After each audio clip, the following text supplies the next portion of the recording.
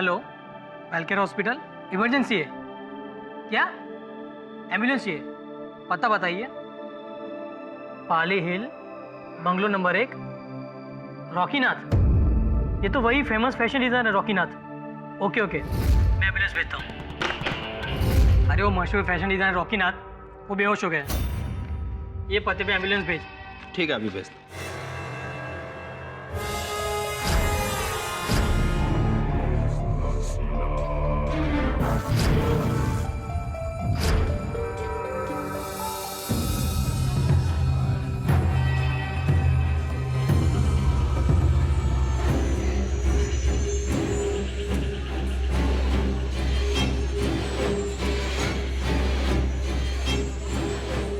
Rocky!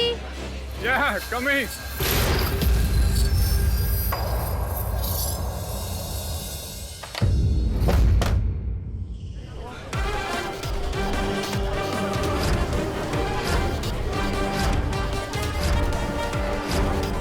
Hello, हाँ मैं पहुंच गया हूँ।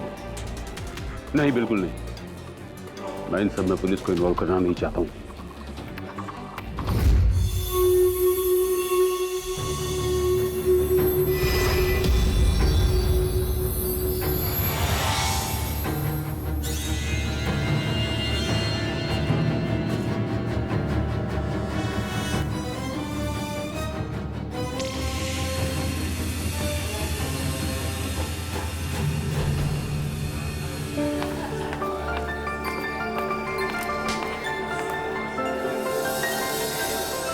Guys, cake ready है.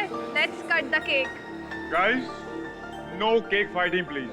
ये केक खाने के लिए है, फेंकने के लिए नहीं। I think Rocky is right. So friends, Rocky का बर्थडे कोई भी केक के पास नहीं रहेगा. सभी दूर रहेंगे केक से. Happy birthday to you. Happy birthday to you. Happy birthday to you.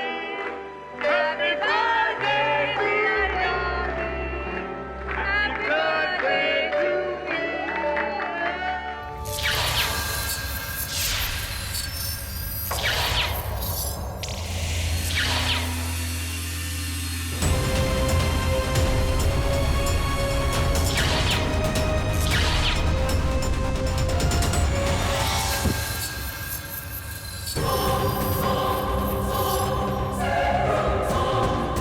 Rocky! Rocky! Rocky, क्या है रॉकी से?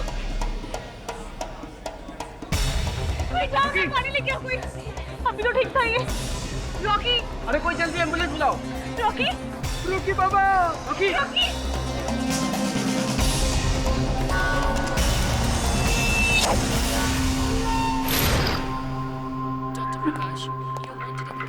पुलिस को यहाँ कैसे बुलाया? रॉकी कहाँ है? वो तो अंदर है। क्यों? आप क्या चाहते हो? उसका बयान लेना। सॉरी इंस्पेक्टर, आप बयान नहीं ले पाएंगे। ही इज नो मोर। क्या? पागल हो गया? रॉकी ठीक था। दीपा, पापा इसको बोलिए ना। रॉकी एकदम ठीक था। दीपा शांत हो जाओ। रॉकी नहीं कर सकते पापा। शांत हो जाओ दीपा। मेरा रॉकी नहीं कर सकते पापा। डॉक्टर, हमें रॉकी की बॉडी का पोस्टमार्टम करना हो। पोस्टमार्टम। ओके। पोस्टमार्टम? क्यों? कानूनी कार्रवाई। वैसे आप सभी लोग पार्टी में मौजूद थे ना? मुझे आप सबका बयान चाहिए। आप सबको पुलिस स्टेशन आना होगा। लेकिन सबसे पूछताछ करने का क्या मतलब है? मैं पुलिस स्टेशन नहीं आऊंगा। आप कौन? मेरा नाम सिद्धार्थ है, रॉकी का सेक्रेटरी, मतलब था। मिस्टर सेक्रेटरी, आपको क्या पता है क्या नहीं पता ये पता करना पुलिस का काम है, और पता करने के लिए मुझे बहुत सारे रास्ते पता हैं।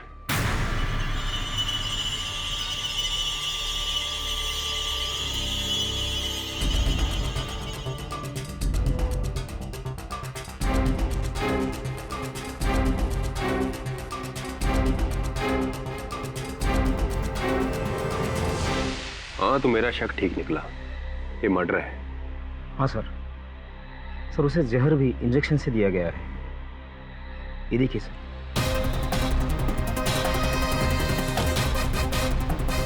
सर 3 महीने पहले रॉकी का बाइक से एक्सीडेंट हुआ था।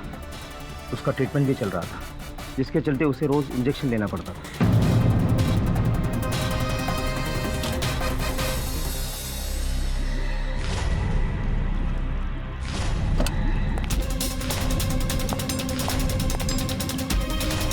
थोड़ी मैडम आप चलिए चलिए।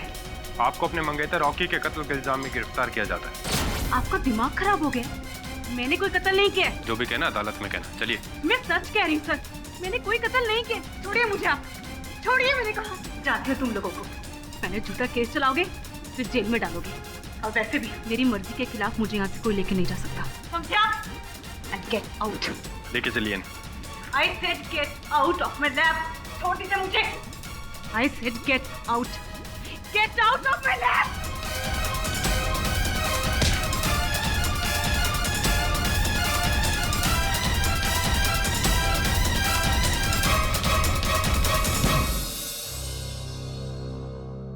Thank you sir, thank you so much. इसलिए सर अपना असिस्टेंट बनाने के लिए। आपको पता है सर, मैं तो हमेशा से आपके जैसे लॉयर बनना चाहती थी। Sir you are my role model sir. Sorry sir. Sir मैंने दीपा पंडित का पूरा केस स्टडी कर लिया है। जो लिखा था वो भी पढ़ लिया और जो नहीं लिखा था सर वो भी पढ़ लिया।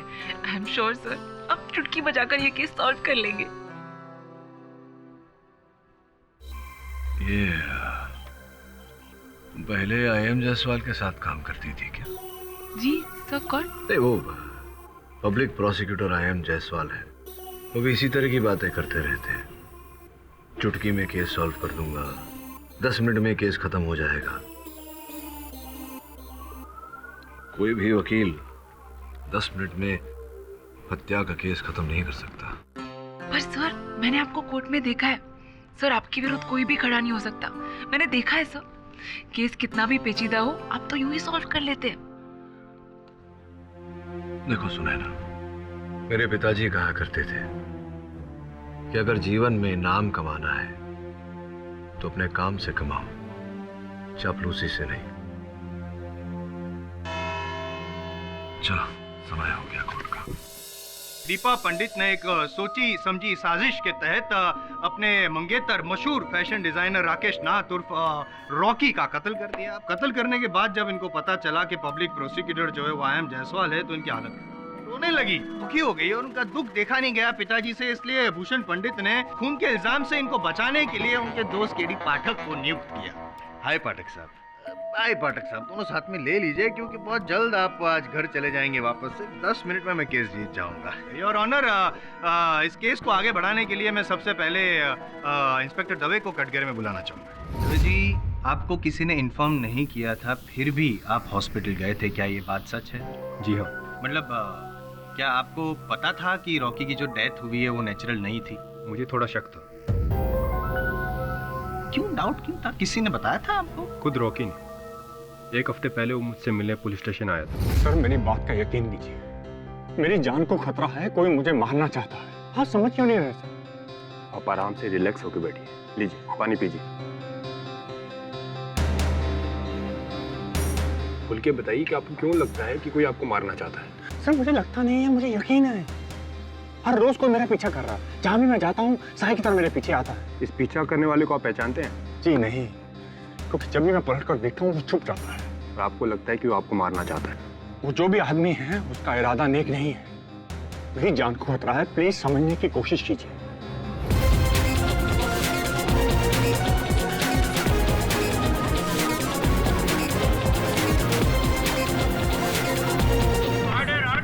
फिर मुझे पता चला कि रॉकी को हॉस्पिटल ले जाया गया है, तो मुझे कुछ गड़बड़ लगी। लेकिन मेरे पहुंचने से पहले उसकी मौत हो चुकी थी। मौत की वजह बता सकते हैं आप जज साहब? सर, पोस्टमार्टम रिपोर्ट के अनुसार रॉकी के खून में प्रोसिडिन नाम का जहर मिला था। यानी कि प्रोसिडीन जहर की वजह से रॉकी की मौत हुई है? पोस्टमार्टम रिपोर्ट के अनुसार रॉकी की मौत का कारण ऑर्गन फेलियर है, जो शरीर में जहर फैलने की वजह से हो सकता है। और उनके खून में प्रोसिडीन का होना और शरीर पे इंजेक्शन का मार्क होना, ये दोनों बातें इस तरफ इशारा करती है कि रॉकी को प्रोसिडिन का इंजेक्शन दिया गया। करेक्ट करेक्ट योर ऑनर, साबित होता है कि किसी ने इंजेक्शन दिया था प्रोसिडिन जहर वाला। और कब दिया था योर ऑनर? तो वो रॉकी के जन्मदिन वाली शाम को जब वो पार्टी में था। और किसने दिया था ये सवाल पैदा होता है, तो उसका भी जवाब है मेरे पास योर ऑनर। वो इंजेक्शन दिया था दीपा पंडित ने। और मैं यूं ही नहीं बोल रहा हूँ योर ऑनर, क्योंकि दीपा पंडित को इस सारे केमिकल्स के बारे में बहुत जानकारी है, नॉलेज है। आम आदमी को शायद पता हो ना हो, लेकिन दीपा पंडित को पता है कि it is her area of research your honour. Objection your honour, Jaiswal साहब इस केस को गुमराह कर रहे हैं। तो आप राह पर ले आइए ना सर। ये आप आग्रह कर रहे हैं तो ऐसा कर ही देता हूँ योर ऑनर। वास्तव में रॉकी की मृत्यु उस विष भरे इंजेक्शन के कारण हुई नहीं।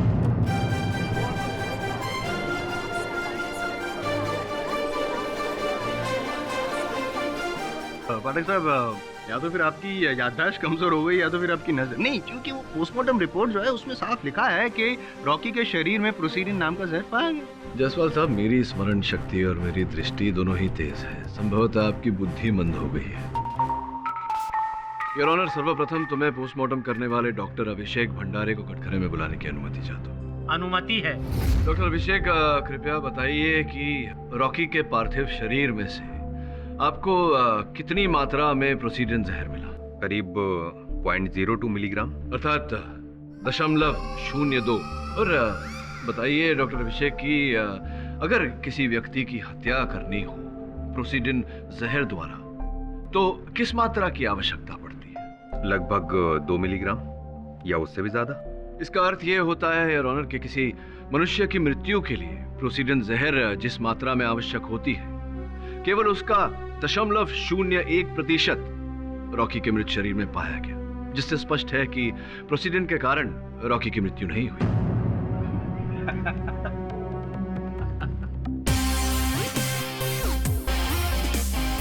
लगता है आपकी बुद्धि वास्तव में मंद हो गई है जायसवाल साहब।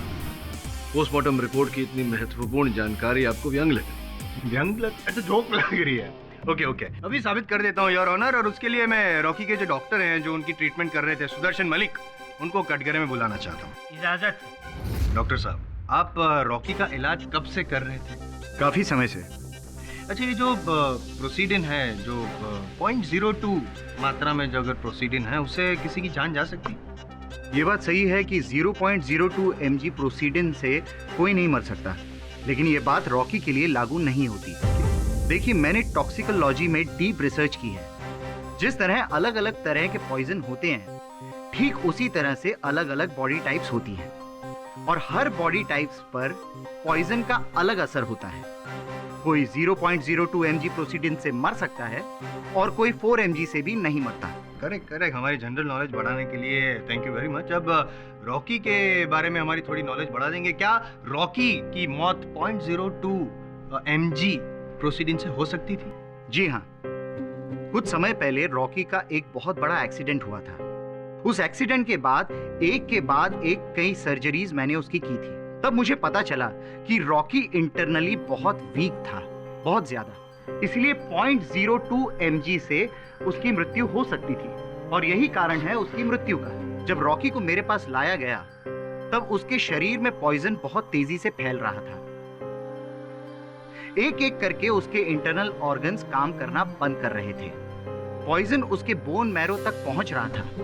उसी वक्त मैंने उसके बोन मैरो को निकालना शुरू। नहीं, थैंक यू। सुन लिया? हाँ, सुना। अब डॉक्टर साहब से एक प्रश्न करूं तो आपको आपत्ति तो नहीं होगी जायसवाल साहब? डॉक्टर साहब, सुना है कि विश्व भर में मेडिकल प्रैक्टिस में आजकल जितनी करप्शन है, उतनी संभवतः राजनीति में भी नहीं। क्या ये बात सही है? छोड़िए, किसी और समय इस विषय पर तर्क वितर्क होगा। अब जायसवाल साहब, आप ये कहेंगे कि वो विष भरा इंजेक्शन दीपा ने ही लगाया था रॉकी को, और अगर मैं पूछूं कि दीपा की तो शादी होने वाली थी रॉकी से, तो फिर वो उनकी हत्या क्यों करेगी? शक एक ऐसी बीमारी है जिसका इलाज बड़े से बड़ा डॉक्टर भी दुनिया में कर नहीं सकता है पाठक साहब। और ये शक नाम का कीड़ा था, वो उसके दीपा के दिमाग में घुस गया था, सड़ गया था उसका दिमाग। और मैं यूं ही नहीं कह रहा हूँ, साबित करने के लिए मैं मंजरी को कटघरे में बुलाना चाहता हूँ योर ऑनर। मंजरी जी, आप क्या काम करती हैं? मॉडलिंग। आप मुंबई कब आई? जी पिछले 2-3 महीने पहले। और रॉकी को क्यों मिली थी? रॉकी फैशन वर्ल्ड के one of the best designer थे, इसलिए मैं उनके साथ काम भी करना चाहती थी। इस सिलसिले में मैं उनसे मिली भी। उन्होंने मुझे काम दिया और फिर हम अच्छे दोस्त बन गए। आपकी दोस्ती से किसी को प्रॉब्लम थी? जी हाँ, इसको थी। इसको मतलब दीपक? जी, इसे लगता था रॉकी और मेरा अफेयर चल रहा है, लेकिन हम तो सिर्फ अच्छे दोस्त थे। तो रॉकी ने आपकी जो दोनों की फ्रेंडशिप थी उस बारे में दीपा को जाके बताया नहीं कि सिर्फ फ्रेंड्स हैं, ये गलतफहमी दूर करने की कोशिश नहीं की? उसने 1000 बार इसको समझाने की कोशिश की, लेकिन इसको तो लगता था कि हर दूसरी लड़की के साथ रॉकी का अफेयर है। रॉकी मेरा दोस्त था, भला मैं उसकी जिंदगी में जहर कैसे घोल सकती थी। एक बार रॉकी ने मुझसे कहा था कि मैं दीपा से मिलकर उसकी सारी गलतफहमियों को दूर कर दूं, इसलिए मैं इससे मिलने भी गई थी। कब मिलने गई थी आप? कौन सा दिन था? रॉकी के बर्थडे से 1 दिन पहले। 2 कौड़ी की औरत, तेरी इतनी हिम्मत कि तू यहाँ आके मुझे समझाएगी? देखो दीपा, मैं यहाँ पर सिर्फ तुम्हारी गलतफहमियों को दूर करने आई हूँ। ओह, गलतफहमियाँ? मतलब कि मेरी ही कोई गलती थी? रॉकी और मेरा सिर्फ एक प्रोफेशनल रिलेशनशिप है, दैट्स इट। और अगर तुम्हारे और रॉकी के बीच में दिक्कत है तो तुम जाके उससे सॉर्ट आउट करो ना। और जहाँ तक मैं रॉकी को जानती हूँ, वो बहुत ही अच्छा इंसान है। आई एम श्योर तुम में ही कुछ कमी होगी जिसकी वजह से वो तुम्हारे साथ ऐसे बिहेव करता है। मुझ में कुछ कमी है? अब मुझे तुझसे पूछना पड़ेगा। मैं समझती हूँ तुम जैसी लड़कियों को। मॉडलिंग करने आई ना तो यहाँ पे? मैं मॉडलिंग करवाती हूँ तुझे। क्या बोल रहे तुम? मॉडलिंग क्या? किसी को मुंह दिखाने के लायक नहीं रहेगी तू। तू रुक यहाँ पे।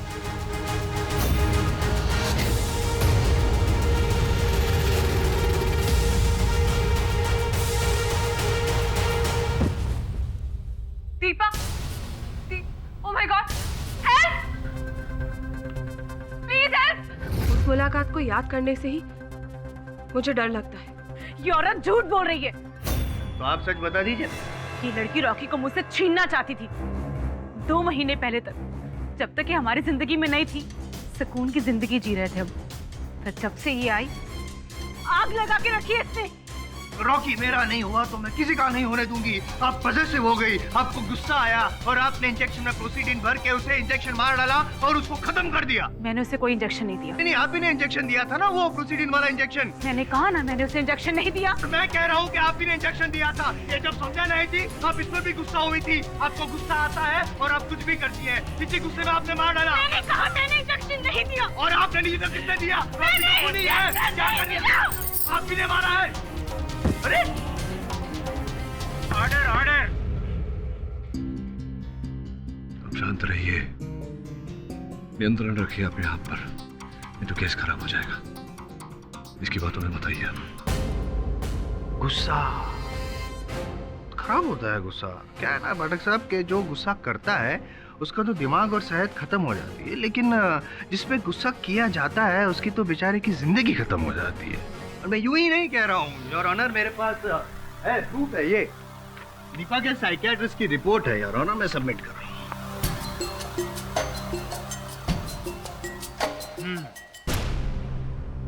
साइकियाट्रिस्ट की रिपोर्ट? इसका मतलब दीपा को कोई मेंटल प्रॉब्लम थी।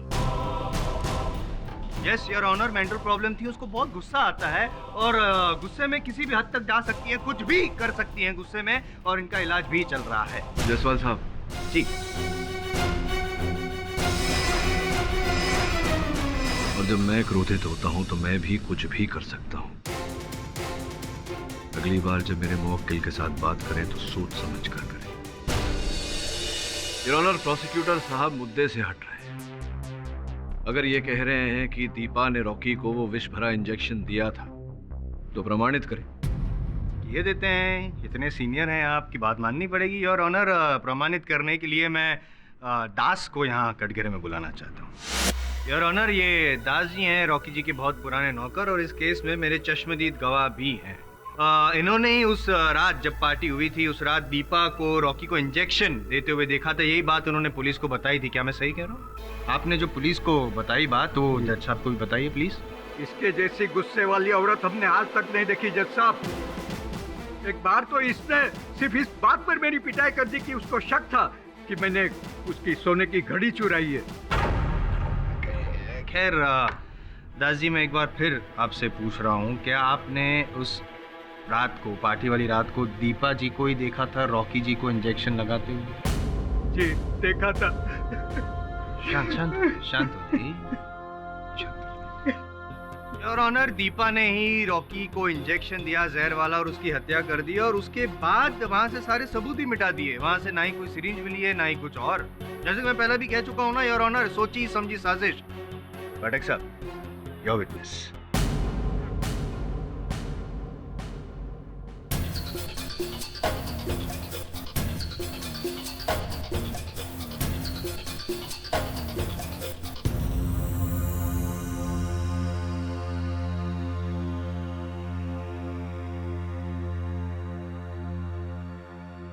दास साहब, कितनी आयु है आपकी? 60 साल सर।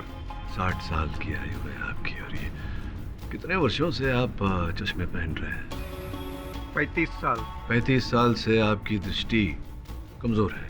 जी।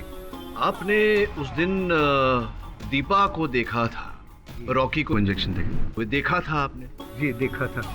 क्या हुआ था, जरा विस्तार में बताएंगे? मैं पार्टी में मेहमानों को ड्रिंक सर्व कर रहा था।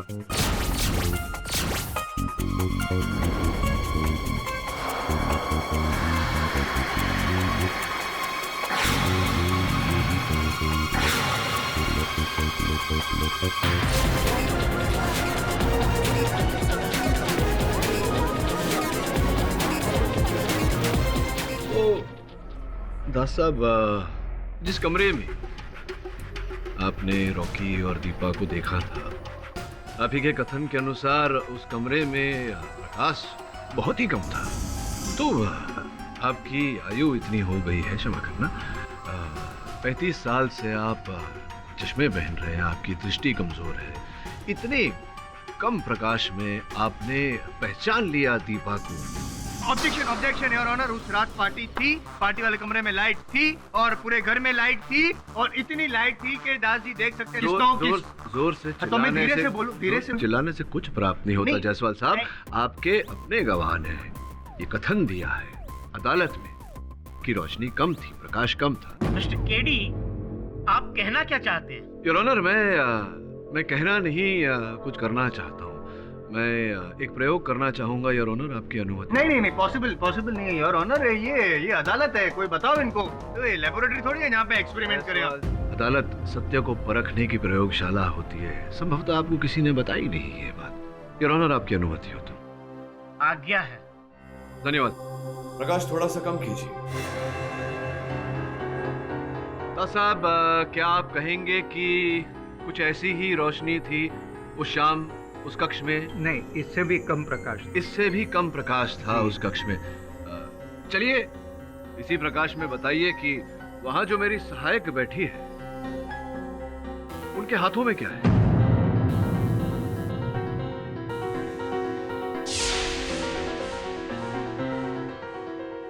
कुछ तो पहना है शायद।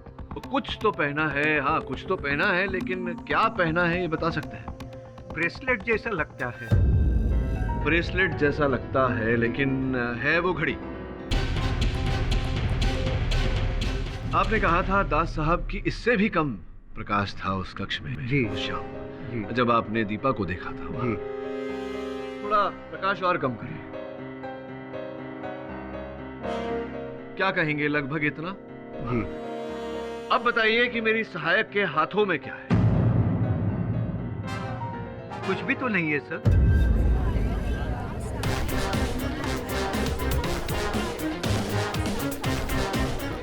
कुछ भी नहीं है जी। Lights on please. अब देखिए क्या है।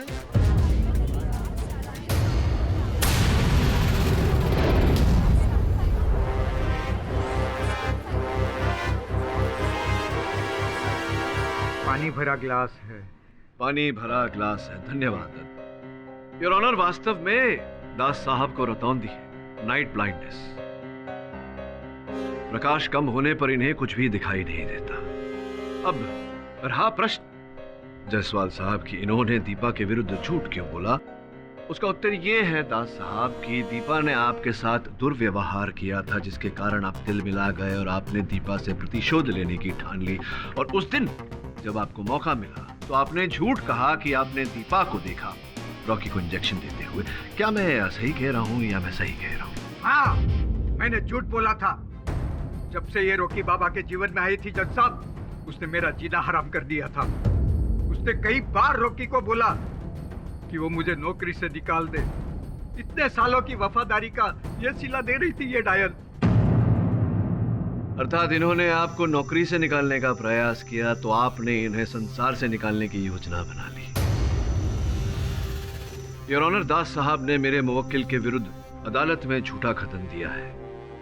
मैं अदालत से आग्रह करता हूं कि इनकी आयु का आदर करते हुए इन्हें इस बात का दंड दिया जाए। ये निर्दोष नहीं डायन है। मैं रॉकी बाबा की सौगंध खा के कहता हूँ जज साहब, किसी ने रॉकी बाबा को मारा है।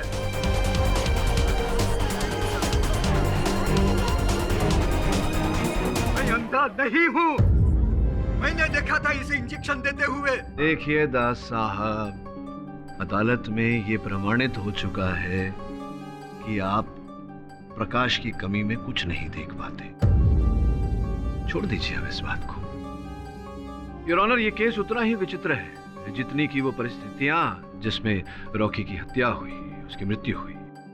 जसवाल साहब, आपके हाय और वाय के बीच तो बहुत लंबा अंतर है, 10 मिनट से कहीं ज्यादा। योर ऑनर, इंस्पेक्टर दवे के कथन के अनुसार मरने से पहले रॉकी ने उनसे बोला था कि कोई उनका पीछा कर रहा है। उन्होंने कहा था कि पीछा करने वाले से उनको जान का खतरा है, वो भयभीत थे उससे। जसवाल साहब, आपने पता लगाने का प्रयास कोशिश जारी है योर ऑनर। ढूंढ रहे हैं हम, बहुत जल्द मिल जाए। चलिए, जब पता लगेगा तब पता लगेगा। किंतु अब तक आप ये प्रमाणित नहीं कर पाए हैं कि मेरी मुवक्किल दीपा ने ही रॉकी को वो इंजेक्शन दिया था। करता हूँ ना, अब भी साबित कर दूँ योर ऑनर। मैं रॉकी जी के सेक्रेटरी सिद्धार्थ जी को यहाँ पे कटघरे में बुलाना चाहता हूँ। सिद्धार्थ जी, आप रॉकी जी के सेक्रेटरी थे? जी। तो वो जो इंजेक्शंस और दवाइयाँ थी वो भी आप ही संभालते थे? जी। तो क्या वो इंजेक्शन उस रात, जिस रात रॉकी जी की मृत्यु हुई, आपने इंजेक्शन दिया था? नहीं, मैं तो बर्थडे पार्टी के अरेंजमेंट में बिजी था। बिजी थे? तो क्या लगता है आपको किसने दिया होगा वो इंजेक्शन? और कोई है जो दे सकता है इंजेक्शन? हाँ, लेकिन उसका तो दीपा को भी पता था। जब मैं नहीं होता था तो दीपा भी रॉकी को इंजेक्शन देती थी।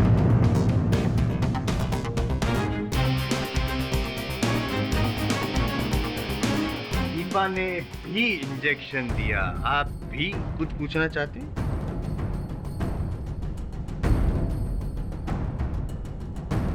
जसवाल साहब, बस ये 2 पंक्तियों में आपने प्रमाणित कर दिया कि दीपा ने ही वो इंजेक्शन लगाया था, जबकि आपने स्वयं कहा कि दीपा भी इंजेक्शन दिया करती थी, ये भी तो इंजेक्शन दिया करते थे। तो संभावना है कि ये झूठ बोल रहे हो। अब बैठिए, क्यों तकलीफ देते हैं? जाइए, बैठिए बैठिए बैठिए। तो आपने इंजेक्शन नहीं दिया रॉकी को, आपके अनुसार दीपा ने इंजेक्शन दिया है। देखा आपने दीपा को इंजेक्शन दिया? नहीं। देखा नहीं, यानी कि आप विश्वास के साथ नहीं कह सकते हैं कि दीपा ने ही इंजेक्शन दिया? जी हाँ, क्योंकि मेरे अलावा सिर्फ दीपा ही थी जो रॉकी को इंजेक्शन देती थी। अनुमान है आपका? जी हाँ, अनुमान है, अनुमान है, अनुमान है आपका। योर ऑनर, प्रोसिक्यूशन की दलील केवल इस अनुमान पर आधारित है कि मेरी मुवक्किल दीपा ने उस रात रॉकी को इंजेक्शन लगाई, किंतु इस बात को प्रमाणित करने के लिए इनके पास कोई साक्षी नहीं है, कोई साक्ष्य नहीं। साक्ष्य है योर ऑनर। इनकी मुवक्किल जो है वो हैवी मेटल और केमिकल पॉइजन्स वगैरह में रिसर्च कर रही है, और रॉकी के शरीर में से, खून में से जो प्रोसीडिन नाम का जहर मिला है वो भूषण जी, जो इनके पिताजी हैं, उनकी फैक्ट्री में बनता है। आप तो बात को जानते ही होंगे पाठक साहब। योर ऑनर, ये जो प्रोसीडिन है वो बहुत ही रेयर पॉइजन है, और बहुत कॉमन सेंस वाली बात है कि दीपा जी गई होगी अपने पिताजी की फैक्ट्री में और वो पॉइजन चुरा लिया होगा, इंजेक्शन में डाला होगा, और रॉकी को। प्रोसीडिन जो है ये क्या आपको लगता है कि पेड़ पर लगे हुए आम जैसा है कि जो चाहे जब चाहे वो तोड़ के ले जाए? नहीं, ऐसा नहीं है योर ऑनर। माना कि प्रोसीडेंट केवल भूषण जी की फैक्ट्री में बनता है, किंतु उनकी फैक्ट्री में बहुत ही कड़ी सुरक्षा है। इनफैक्ट सुरक्षा के 6 घेरे में है उनकी फैक्ट्री।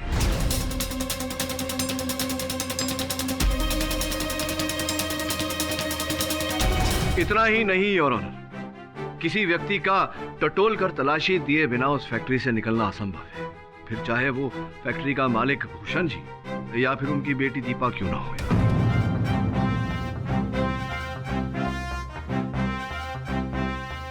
जायसवाल साहब, एक और बात, आपने कहा कि दीपा ने फैक्ट्री से प्रोसीडेंट चुराया होगा।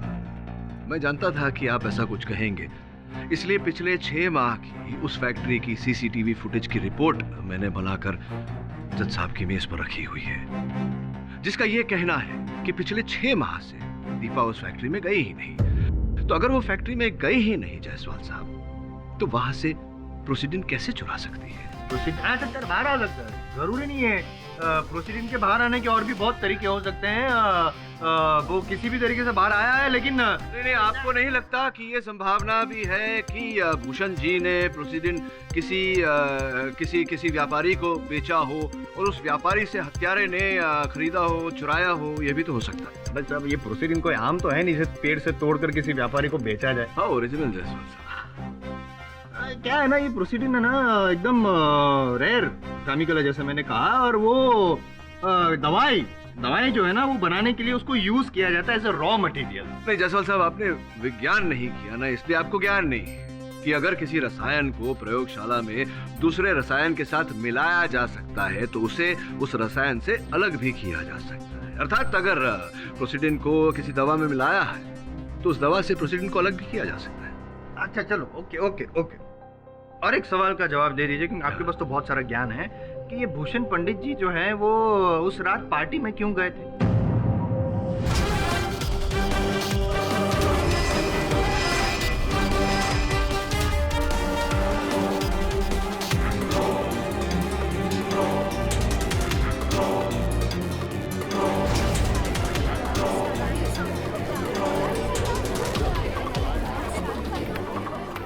अभी पार्टी में अपनी बेटी से वार्तालाप करने गए होंगे या उन्हें रॉकी ने बुलाया होगा शादी की बात करने के लिए।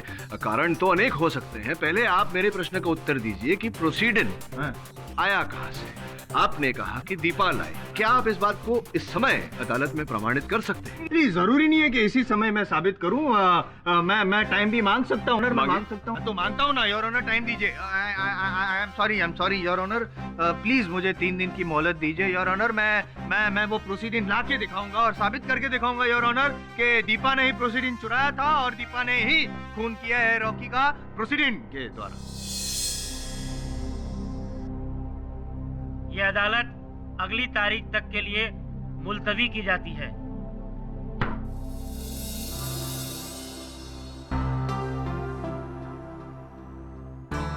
मैं रॉकी के bank statements, phone records, bills वगैरह सब कुछ ले आई हूँ, इस फाइल में है।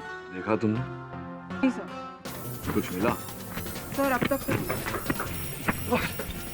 आपको सॉलिड खबर है, एकदम रात से। आप क्यों रहे तो? हाँ बॉस, आपने अपन को बोला था ना, एकदम करेक्ट बोला था। आपने बोला था ना कि अंदर फैक्ट्री के जाना बहुत मुश्किल है। बॉस, बहुत मुश्किल है बॉस, अपन जा ही नहीं पाया, कुछ नहीं पाया फैक्ट्री में। हाँ बॉस। मतलब तुम चोरी करने गए थे? चोरियों की तू ज्यादा बोलने का नहीं अपन से, अपन बहुत रिस्पेक्टेड आदमी। देख आप बहुत बोलो ना इसे, आप बहुत वो सब छोड़ो। अपन क्या बता रहे हैं कि आपने बोला था ना, एकदम करेक्ट बोला था बॉस। लेकिन अपन कौन है? अपन आपका असिस्टेंट। बोले तो केडी बॉस का असिस्टेंट। तो बॉस अपन खुद नहीं जा पाया, लेकिन अपन ने अपना स्पाई कैम भेजने का कोशिश किया।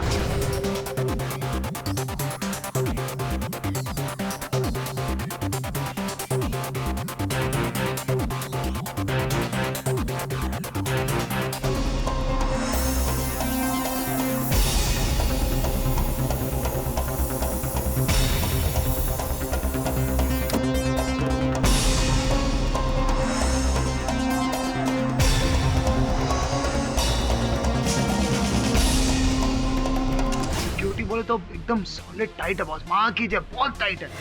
वो जो व्यक्ति पीछा कर रहा था रॉकी का, उसका कुछ पता चला? बॉस अपन ने ट्राई किया ना, तुम करेगा ना बॉस। लेकिन बॉस उसका भी पता नहीं चला। वो क्या है ना, वो रॉकी का जो इसने पीछे किया ना, वो अपुन के लाइन का, सॉरी बोले तो वो भाई लोग का पंटर नहीं था बॉस, कोई और ही था। वैसे भी मुझे नहीं लगता उस व्यक्ति ने रॉकी को मारा होगा। अगर वो उसे मारना चाहता तो बाहर कहीं मारता, उसके घर में घुस के उसे क्यों मारता?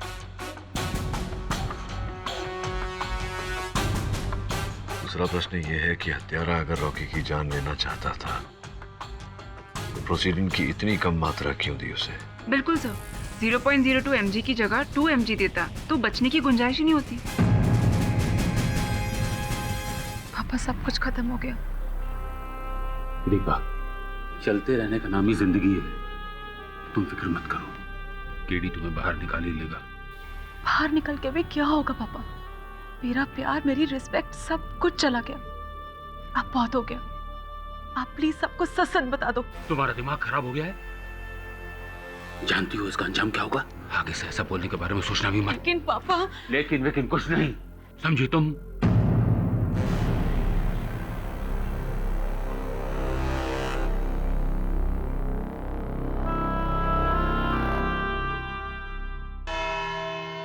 योर ऑनर, मैं अपनी गलती मानता हूँ, मैं अपनी हार भी मान लेता हूँ। मैं मानता हूँ कि प्रोसीडिन जो पॉइजन है वो फैक्ट्री से, भूषण जी की फैक्ट्री से बाहर निकालना मेरे लिए तो क्या, किसी के लिए भी नामुमकिन है। वहाँ पे परिंदा भी पर नहीं मार सकता। I am very sorry KD ji कि मैंने ऐसे चैलेंज किया था आपको।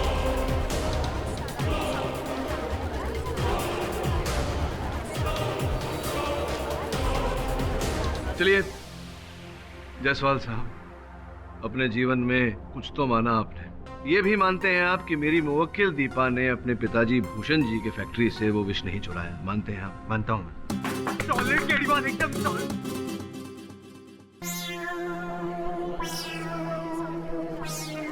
पिक्चर अभी बाकी है मेरे दोस्त। सॉरी केडी सर, मैं मानता हूँ कि उसने, दीपा जी ने प्रोसीडिन चुराया नहीं था, लेकिन किसी ने वो प्रोसीडिन जहर उनको दिया था।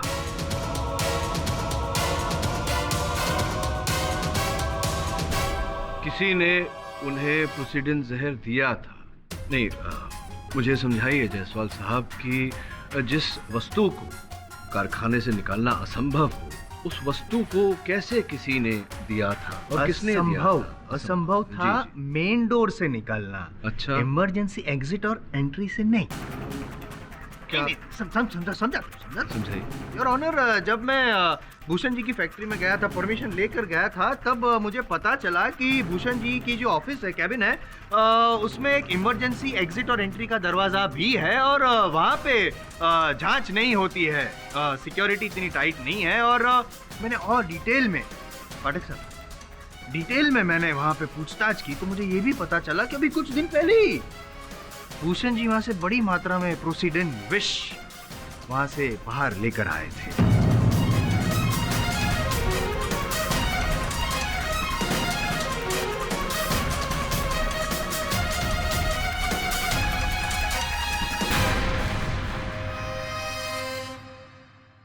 भूषण जी, आप मुंह लटकाए खड़े हैं, कैसा चलेगा? अरे चलो, मुझे ना सही, अपने जो वकील है पाठक साहब, उनको तो सच बता दीजिए।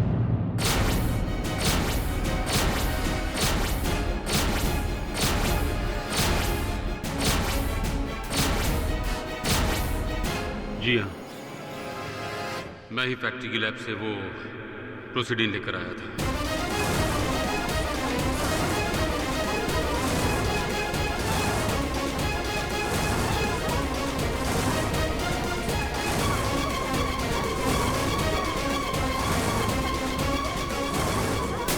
Order order. और आप ही ने वो जहर आपकी बेटी दीपा को दिया था? जी हाँ।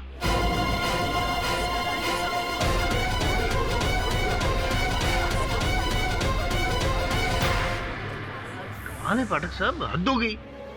आपके क्लाइंट की जो बात मुझे पता है, आपको कैसे नहीं पता? बताया नहीं आपने, बताया नहीं। मेरी बेटी इनोसेंट है, उसने किसी को नहीं मारा। लिटिल करेक्शन, उसने अकेले किसी को नहीं मारा, उसने और आपने मिलकर रॉकी को मारा है। आपने वो प्रोसीडिंग जहर दीपा को दिया, फिर आप पार्टी में गए ये पता करने के लिए कि वो आपका जो प्लान है वो सक्सेसफुल हुआ है कि नहीं, लेकिन जब पता चला कि पासा पलट चुका है तो आप डर गए और सीधे दौड़े केडी पाठक के पास, उनको गुमराह किया। ये सब झूठ है। क्या ये भी झूठ है कि रॉकी और दीपा की शादी हो रही थी, उस बात से आप नाराज थे, आपको पसंद नहीं था? ये सच है योर ऑनर, और मैं साबित कर दूंगा। ये रहा वो फिल्म मैगजीन योर ऑनर, इसमें सब लिखा है, बोल्ड लेटर्स में लिखा है कि इनको नफरत थी रॉकी से। बाप बेटी ने दोनों ने मिलकर खून किया है योर ऑनर। प्रोसिक्यूशन ने, आई.एम. जयसवाल ने ये प्रूफ कर दिया है, सबूत भी दिया है, गवाह भी दिए हैं, और बस आपका फैसला बाकी है सर।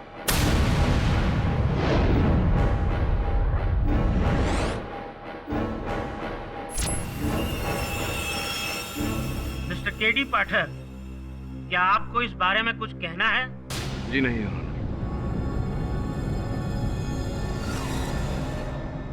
ये अदालत लंच के बाद अपना फैसला सुनाएगी। The court is adjourned.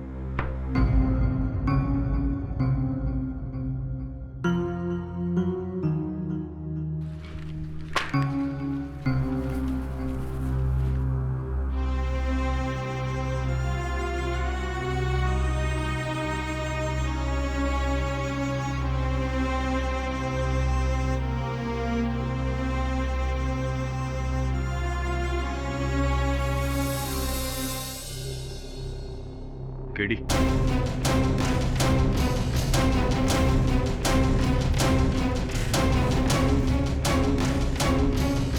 सुने ना सुन,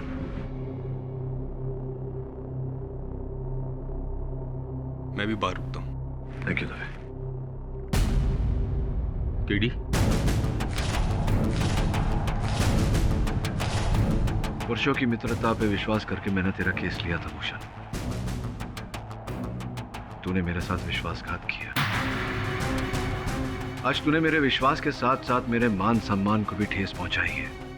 वर्षों लगते हैं किसी को अपनी प्रतिष्ठा बनाने में, और मेरी वर्षों की बनाई प्रतिष्ठा को तूने अपने झूठ से, अपने इस विश्वासघात से एक ही क्षण में चकनाचूर कर दिया। मैंने कोई विश्वासघात नहीं किया है। विश्वासघात किया है तूने, झूठ बोला है तूने। आज अदालत में तूने कथन दिया कि तूने अपने कार्यालय से वो प्रोसीडिंग चुराया था। पापा ने चुराया नहीं था, उन्होंने फैक्ट्री से लिया था, और वो भी सिर्फ मेरे लिए, क्योंकि मुझे अपने रिसर्च के लिए प्रोसीडिंग चाहिए था। किसी वस्तु को अवैध रूप से अपने स्थान से निकालना चोरी होती है। जा यार भूषण, तू जा यहाँ से भी। केडी, मेरी बात तो सुनो। कुछ नहीं सुनना मुझे, सुनने को कुछ नहीं बचा भूषण, तू जाना प्लीज। केडी, तेरा गुस्सा जायज है और मैं समझ सकता हूँ, लेकिन हमारी पुरानी दोस्ती की खातिर एक बार मेरी बात तो सुन ले।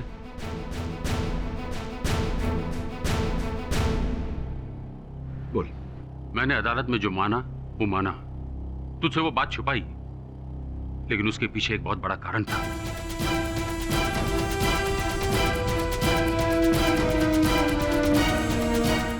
पार्टी वाली रात दीपा गुस्से में मेरी गन लेकर रॉकी को मारने गई थी। साहब, वो दीपा बेबी। क्या हुआ दीपा को? वो आपकी रिवॉल्वर लेकर गई है रॉकी बाबा से मिलने। वो बहुत गुस्से में थी और उनका फोन भी बंद है। मुझे दीपा को रोकना था।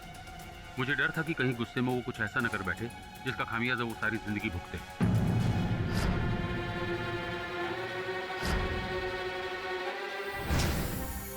मैं मानता हूँ दीपा को गुस्सा बहुत आता है, लेकिन वो पागल नहीं है कि गुस्से में किसी की जान ले ले। दीपा ने रॉकी को नहीं मारा। मैं अपनी बेटी की कसम खाकर कहता हूँ, यही सच है।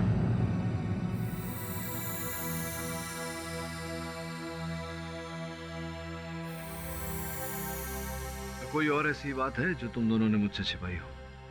जी सर, एक बात और है जो मैंने आपसे छिपाई।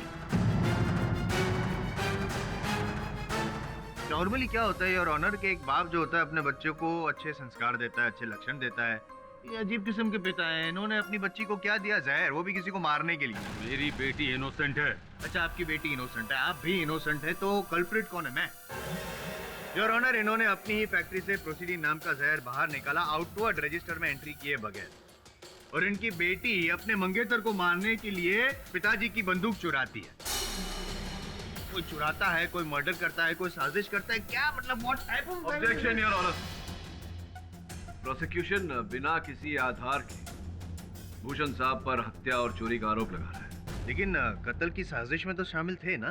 नहीं, ये आप किस बिना पर कह रहे हैं? मैं अभी प्रूव करता हूँ योर ऑनर, अभी प्रूव करता हूँ मैं। भूषण जी, ये फैक्ट्री आपकी है? जी इस फैक्ट्री की जो सिक्योरिटी है वो आपने डिजाइन की? जी हाँ। तो फिर अपनी ही फैक्ट्री में अपनी ही सिक्योरिटी को डॉज करके आप वो प्रोसीडिंग जहर बाहर निकालते हैं विदाउट एंट्री, क्यों? अपनी बेटी के लिए। वही तो मैं कह रहा हूँ, मगर इन्होंने जहर निकाला, अपनी बेटी को दिया और बेटी ने हत्या कर दी। साबित होता है कि खून की साजिश में आप शामिल हैं। इसमें कोई साजिश नहीं है। अगर मैं उस जहर को बाहर ले जाने की रिपोर्ट लैब में लिखवाता तो लैब से बाहर नहीं जा पाता, और उस जहर की जरूरत मेरी बेटी को थी अपने एक्सपेरिमेंट्स के लिए।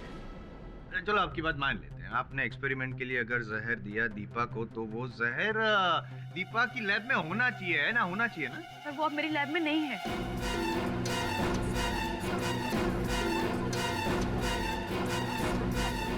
कभी ऐसा मत बोलना कि वो जहर किसी ने चुरा लिया, नहीं है? आप यकीन मानिए, रॉकी की मौत के बाद वो जहर अचानक गायब हो गया। मैंने हर जगह ढूंढने की कोशिश की पर वो मुझे नहीं मिला। I am not surprised your honour. Evidence को खत्म करने की जो इनकी पुरानी आदत है, एक पॉइंट नोट किया जाए योर ऑनर कि प्रोसीडिंग नाम का जो जहर है उसके बारे में सिर्फ बाप और बेटी दोनों को ही पता था। अब कोई तीसरी व्यक्ति को पता ही नहीं था तो वो जहर कैसे चुराएगा? हमारे अलावा रॉकी को भी पता था। डॉक्टर साहब, आई एम अ फूल। बेवकूफ हूं मैं योर ऑनर। इन केस खत्म हो गए यहाँ पे।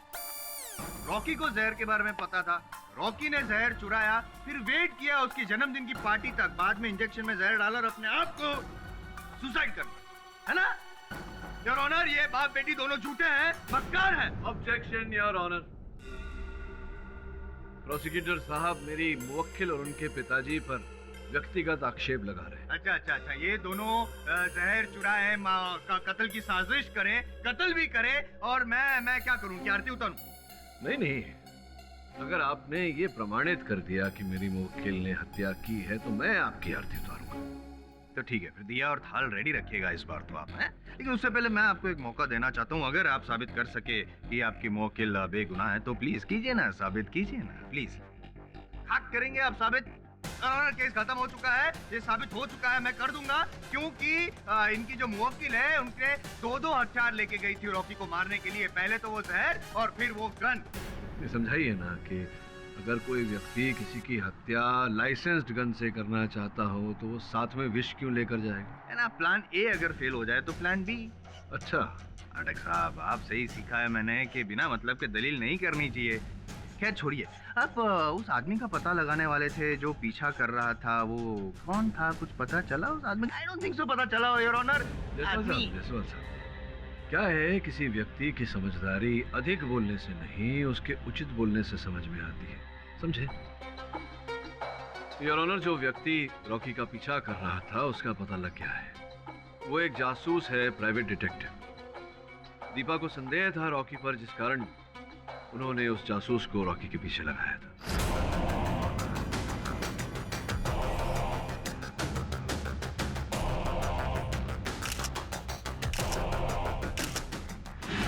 मंजरी जी, आपने अपने पिछले कथन में बोला था कि आपके और रॉकी के बीच केवल मित्रता थी और कुछ नहीं। जी, मैंने सच ही बोला था। किंतु अभी अभी जो चित्र मैंने न्यायाधीश महोदय को दिए वो तो कुछ और ही बोल रहे हैं।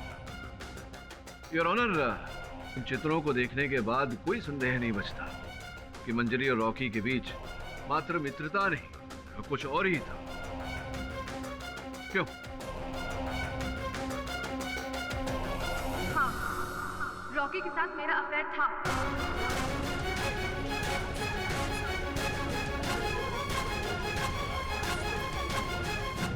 इस औरत ने मेरी जिंदगी बर्बाद करके रख दी। तू रॉकी को मुझसे छीनना चाहती थी ना? रॉकी चला गया, अब तो मैं तुझे नहीं छोड़ूंगी, तुझे मार डालूंगी। तुझे नहीं छोड़ूंगी मैं मार डालूंगी। तूने मारा मेरे पति को ना, टांगे तोड़ डालूंगी तेरी मैं। तूने मारा मेरे पति को। ऑर्डर, दीपा शांत हो जाओ। दीपा सुने ना, पानी।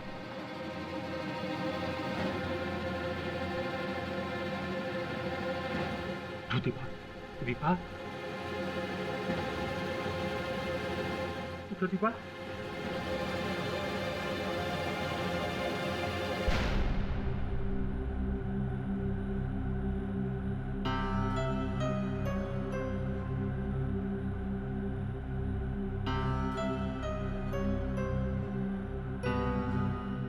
दीपा, अगर तुम्हारा स्वास्थ्य ठीक नहीं है तुम्हें नहीं अदालत केडी से सर, मैं ठीक हूँ, पर अब तो सब कुछ तबाह हो गया। पापा मुझे कहते थे कि रॉकी से हमेशा दूर रहे, पर मेरा मन मान ही नहीं रहा था। मुझे पता था, विश्वास था कि शायद मेरा प्यार रॉकी को सच्चे प्यार करने पे मजबूर कर देगा, पर नहीं। जब से ये मंजरी आई सब कुछ बदलने लगा था, सब कुछ। योर ऑनर, मेरी दलील का आधार ये है कि दीपा ने रॉकी को वो इंजेक्शन नहीं दिया था।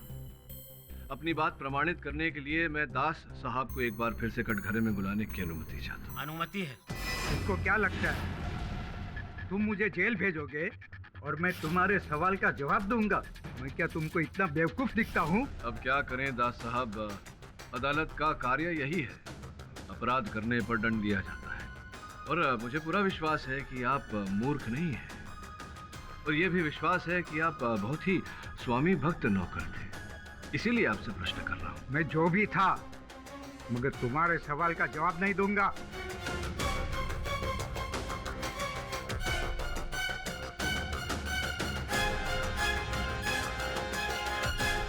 दास साहब, आपने रॉकी को अपने हाथों से पाल पोस कर बड़ा किया है। क्या आप ये नहीं जानना चाहते कि उसका असल हत्यारा कौन था? उसकी आत्मा को शांति दिलाना नहीं चाहते? उसकी आत्मा भटक रही होगी, और जब तक ये पता नहीं चल जाता कि असल हत्यारा कौन है, उसकी आत्मा भटकती रहेगी। दास साहब, सोच कर देखिए। मैं तो ये नहीं बता सकता कि इंजेक्शन किसने दिया था, मगर ये जरूर बता सकता हूँ कि उसके हाथ में सोने की चमचमाती घड़ी थी।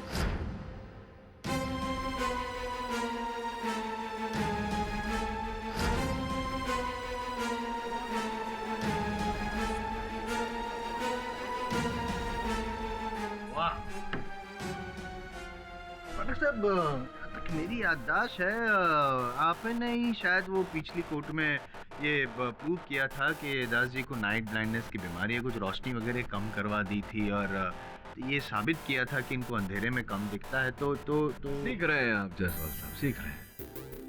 दास साहब, प्रोसिक्यूशन का प्रश्न तो उचित है। जब आपको रात में कम प्रकाश में दिखाई ही नहीं देता, तो इतने विश्वास से कैसे कह सकते हैं उस घड़ी के बारे में? मैं उस घड़ी का मॉडल नंबर भी बता सकता हूँ। अच्छा, बताइए। वो एक 24 कैरेट सोने की घड़ी थी, और जियोन का लेटेस्ट एडिशन। और कुछ जानना चाहते हैं आप? इतने विश्वास के साथ कैसे कह रहे हैं आप? वो घड़ी मेरे दिल में चुभे हुए उस कांटे की तरह है, जिसका दर्द हमेशा ताजा रहता है। क्यों? दीपा मैडम ने उस घड़ी की चोरी के इल्जाम में मेरी बेइज्जती की थी। वो बेइज्जती मैं कैसे भूल सकता हूँ? वेरी गुड, इतना याद है आपको दास जी, तो ये भी बता दीजिए कि वो चमचमाती हुई घड़ी किसने पहनी थी, बताइए। एक्सक्यूज मी सर, मैं आपको कुछ बताना चाहता हूँ। वो घड़ी तो पार्टी वाले दिन नमिता ने पहनी थी।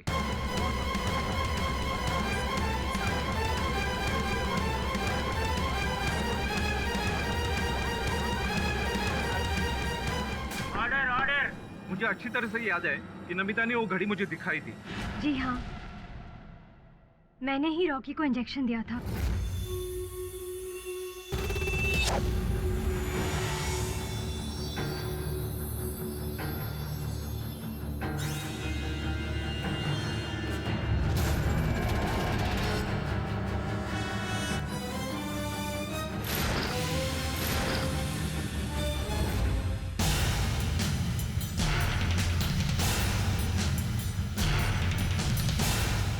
मैंने नर्स की ट्रेनिंग ली थी, इसीलिए मुझे इंजेक्शन देना आता है, पर मैंने रॉकी को दवाई वाली इंजेक्शन दी थी, जहर वाला इंजेक्शन नहीं दिया था मैंने उसे। ये तो आगे जाके पता चलेगा। वो इंजेक्शन सिरिंज जिससे आपने इंजेक्शन दिया था, वो कहाँ है? उसको मैंने जला दिया था।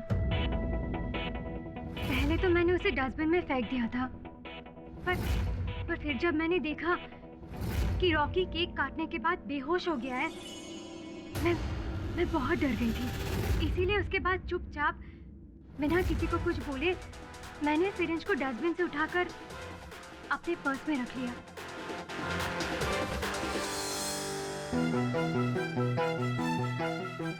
Hello, what are you saying? जहर इंजेक्शन से? ओह माय गॉड, अब क्या होगा? क्या दीपा को अरेस्ट पे कर लिया? ओके ओके, देखो मैं तुम्हें बाद में फोन करती हूँ, ठीक है? I'll call you back. Okay.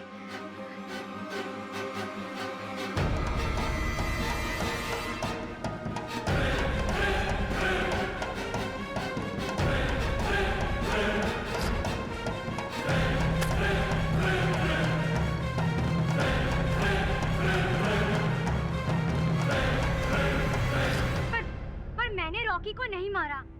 अरे मैं तो उसे इंजेक्शन तक नहीं देना चाहती थी। अच्छा, देना नहीं चाहती थी आप, फिर भी आपने दिया। ऐसा क्यों किया आपने? क्योंकि उसने मुझे बोला था ऐसे करने के लिए। अरे उसने किसने? उसने।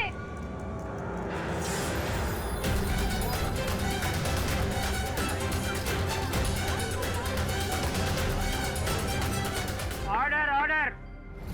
क्या ऐसा ही हुआ था सिद्धार्थ साहब? आपके बोलने पर नमिता ने रॉकी को इंजेक्शन दिया था? जहाँ तक मुझे याद है मैंने ऐसा नहीं बोला। झूठ बोल रहा है ये। इसी ने मुझसे कहा था कि वो पार्टी में बिजी है और सिरिंज और दवाई दोनों इसी ने मुझे दिया था। मुझे ऐसा कुछ भी याद नहीं था। योर ऑनर, मुझे लग रहा है कि इनकी स्मृति क्षीण हो गई है। इन्हें याद दिलाने के लिए मैं एक बार फिर दास साहब को कटघरे में बुलाने की अनुमति चाहता हूँ। अनुमति है। दास साहब, ये रॉकी को इंजेक्शन देने का कार्य ये किसका था? सिद्धार्थ का? जी हाँ साहब। फिर क्यों ऐसा कि पार्टी वाले दिन सिद्धार्थ ने रॉकी को इंजेक्शन नहीं दिया? अरे साहब, पार्टी के 10-15 दिन पहले से ही उन्होंने इंजेक्शन देना बंद किया था। जब रॉकी बाबा को जरूरत पड़ती थी तो वो कंपाउंडर को बुला लेते थे, या तो फिर दीपा मैडम उन्हें इंजेक्शन देती थी।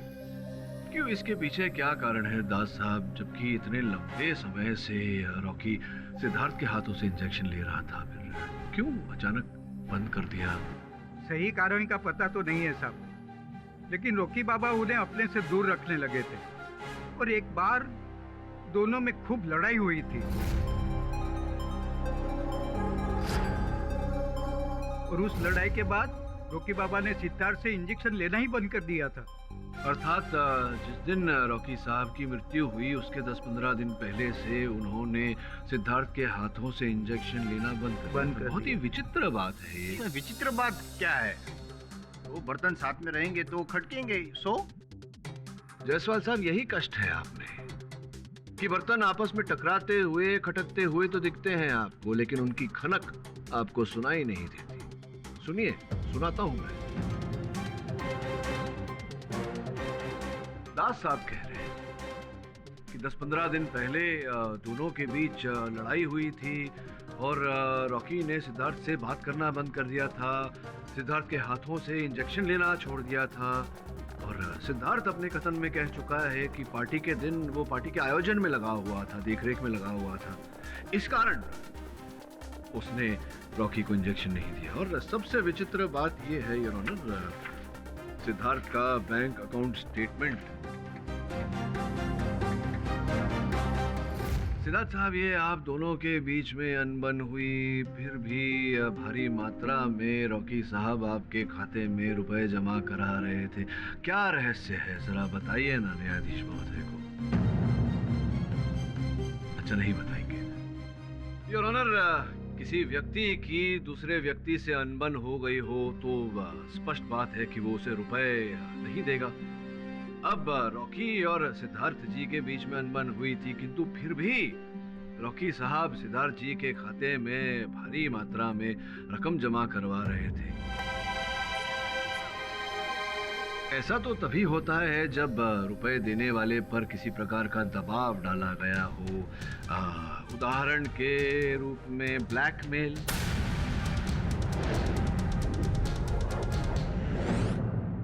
देखिए सिद्धार्थ साहब, मैं आप पर आरोप लगा चुका हूं। अगर आप यूं ही चुप रहे तो अदालत मानेगी कि आप अपने अपराध को मान चुके हैं। और अगर अपने अपराध को आपने नहीं माना तो दवे साहब आपसे रिमांड में मनवा लेंगे। क्या करना चाहेंगे आप? वो जैसे घटिया इंसान से मैंने कुछ पैसे ले भी लिए तो क्या मुसीबत आ गई? रॉकी मॉडल्स को काम दिलाने के बहाने उनको एक्सप्लॉइट करता था।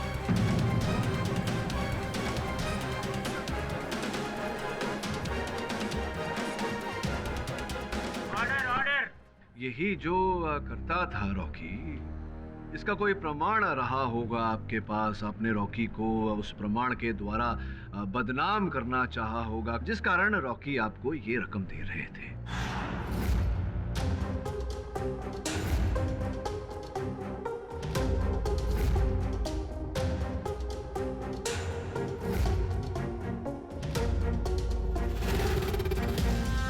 तो बताइए कि आपके बोलने पर नमिता ने रॉकी को वो इंजेक्शन दिया था?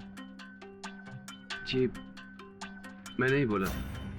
पाठक साहब सॉरी डिस्टर्ब कर रहा हूँ, मैं डिस्टर्ब कर रहा हूँ, सॉरी। लेकिन आपने वो सोने का अंडा देने वाली मुर्गी वाली कहानी तो सुनी? जी जी सुनिए। ये अगर पैसे ले रहा था रॉकी से तो ये रॉकी को क्यों मरवाएगा? मैंने ऐसा कहा ही नहीं कि इन्होंने रॉकी को मारा है। जो भी हो, आपने रॉकी को नहीं मारा, किंतु अब आप अदालत को उस महिला का नाम बताएंगे जिस महिला पर रॉकी शोषण कर रहा था। बताइए।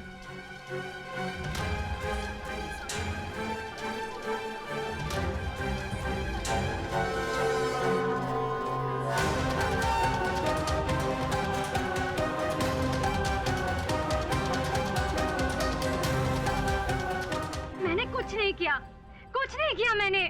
सबूत मिटाने और यहाँ से पलन होने के अतिरिक्त आपने और कुछ नहीं किया। एक बात बताओ, एक ऐसा व्यक्ति जो आप पर शोषण चला रहा था, आप वहाँ उसका जन्मदिन मनाने उसके जलसे पर क्यों चले गए? क्योंकि मेरे पास और कोई ऑप्शन नहीं था। फैशन वर्ल्ड में रॉकी का बहुत बड़ा नाम था। उसकी मर्जी के खिलाफ मैं नहीं जा सकती थी, इसलिए जब उसने मुझे अपने पार्टी पे बुलाया मुझे जाना पड़ा। पार्टी में बुलाया और आप चली गई। वहाँ जाकर आपने सोचा कि चलिए इस कहानी का दी एंड ही कर देते हैं। क्यों? मैंने रॉकी को नहीं मारा। सॉरी मैं बार बार डिस्टर्ब कर रहा हूँ आपको पाठक साहब, सॉरी। लेकिन जिस तरह से गलत किरदार पर अगर फिल्म का दी एंड हो तो फिल्म फ्लॉप हो जाती, प्रोड्यूसर पैसे हार जाता है। नहीं, उसी तरह अगर आप गलत व्यक्ति पे अगर इस केस का दी एंड करेंगे तो आप केस हार जाएंगे। Concerned about it. बार बार याद दिलाना पड़ता है आपको। जायसवाल साहब, आपको याद दिलाना पड़ता है कि गृह कार्य, होमवर्क भी कोई चीज होती चाहिए। नहीं, क्या होमवर्क? लेकिन दीपा जी ये बताइए कि क्या ये बात सत्य है कि आप और नमिता जी एक ही विद्यालय में पढ़ते थे? जी। रॉकी से आपको नमिता जी ने मिलाया था, क्या ये बात भी सत्य है? जी हाँ। और नमिता जी कभी कभी आपको आपके प्रयोगशाला में, आपके लेबोरेटरी में आपको मिलने आती थी? जी हाँ, दिन के वक्त मैं ही लैब में रहती थी तो नमिता अक्सर मुझसे मिलने के लिए आया करती थी। और आप जो रिसर्च कर रही थी, अपने शोध का फल आप जिन कागजात पर लिखती थी वो वहीं ऐसे ही रखे हुए रहते थे, कोई भी उन्हें पढ़ सकता था? हाँ, मेरे अलावा लैब में कोई और होता ही नहीं था। धन्यवाद।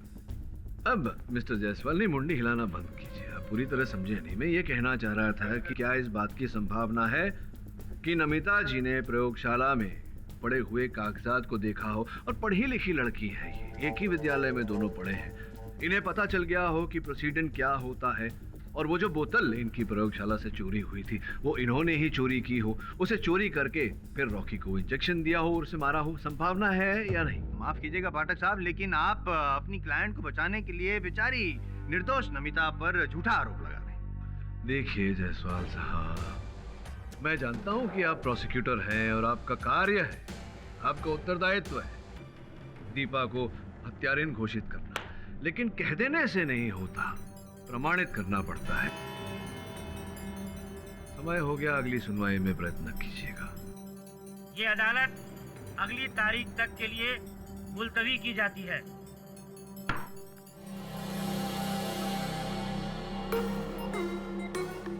बॉस, अपन को ना ये इंजेक्शन अपन को कुछ समझ में नहीं आता। अरे किसी को जहर दे के मारने का तो खाने में डाल के मारो ना। अपन को तो बॉस यही लगता है कि उस आदमी ने ना खाने में जहर मिलाया रहेगा। हाँ, लेकिन जहर पेट में नहीं मिला है, खून में मिला है। लो भगवान, लाइट चलेगा। मैं लेकर आता हूँ कैंडल। मैं ला रही। अरे अपुन ला रहा है ना। अरे अपुन, बस अपुन को ना ये छोकरी वोकरी लोग पसंद नहीं, काम पे नहीं रखने का इन लोगों को। अच्छा, लड़कियां पसंद नहीं है तुझे?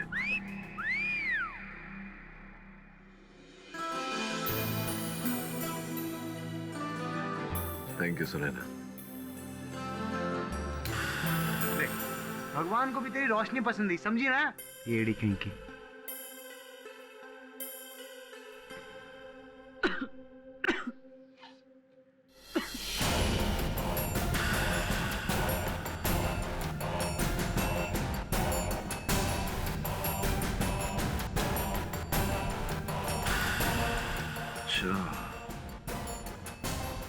अब समझ में आया कि रॉकी के लहू में वो विष पहुंचा कैसे।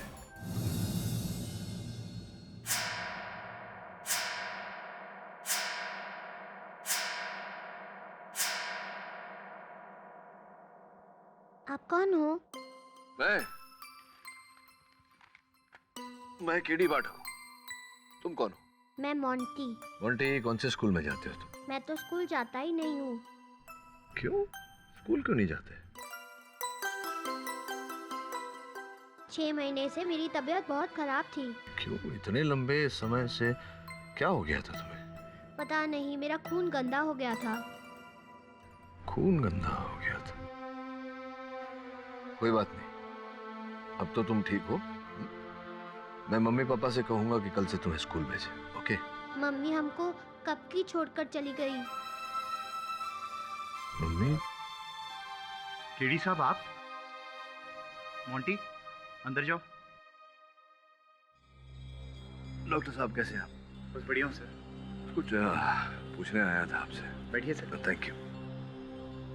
डॉक्टर साहब आप टॉक्सोलॉजी विशेषज्ञ हैं, एक्सपर्ट हैं, तो मैं आपसे ये पूछने आया था कि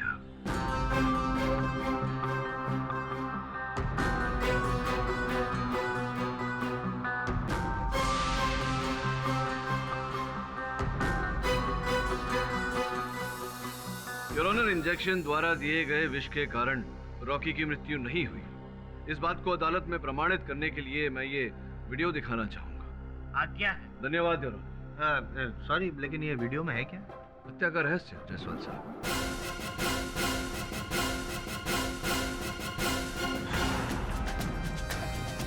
ये देखिए, जैसे ही मोमबत्ती बुझाई, उस धुएं के कारण, उस धुएं को सूंघने के कारण ये मूर्छित हो गए।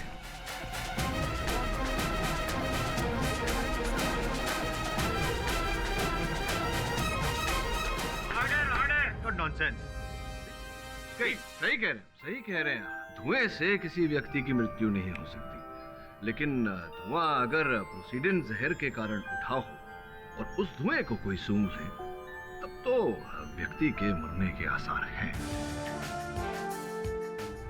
जैसा कि मैंने आपको कल रात को भी बताया था, किसी कैंडल की बाती या उसकी मोम पर जहर लगाकर उसके धुएं को जहरीला बनाया जा सकता है, लेकिन उस धुएं में जहर की मात्रा बहुत कम होगी। हाँ योर ऑनर, मैंने तो ठीक से सुन लिया। शायद पाठक साहब आपने सुना ही होगा, जहर की मात्रा बहुत कम होती।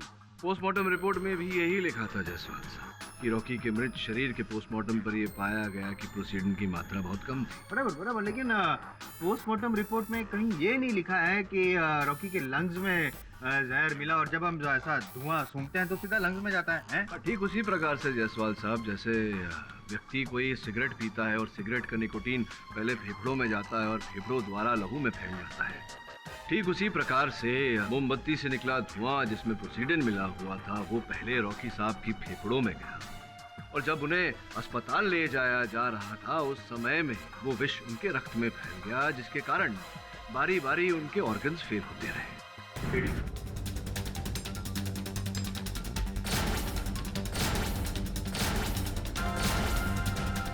योर ऑनर, तीर बिल्कुल ठीक निशाने पर जाकर लगा है।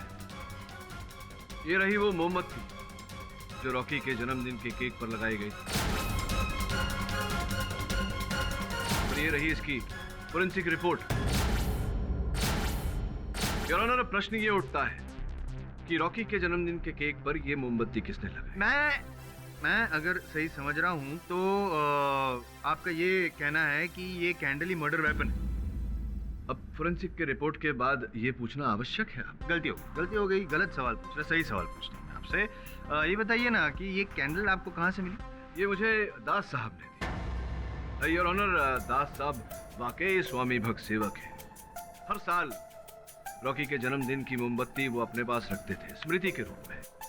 जैसा कि मैं कह रहा था योर ऑनर, प्रश्न ये उठता है कि ये मोमबत्ती रॉकी के बर्थडे केक पर किसने लगाई? इसका जवाब मेरे पास है। अच्छा? हाँ, नहीं मेरे पास नहीं है, आपके मोक्किल के पास।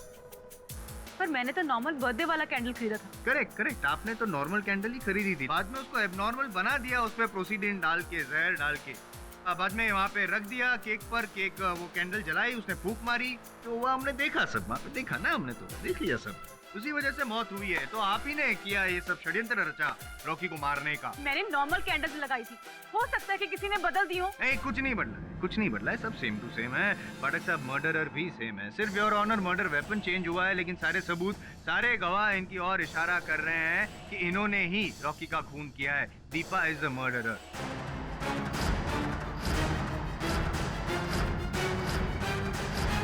मिस्टर केडी पाठक, आपको कुछ कहना है? जी योर ऑनर, कहने को तो बहुत कुछ है, किंतु लंच टाइम में केवल 2 मिनट बचे हैं, तो मैं चाहूंगा कि मध्यांतर के बाद मैं अपनी दलील रखूं। सर, मैं सच बोल रही हूँ।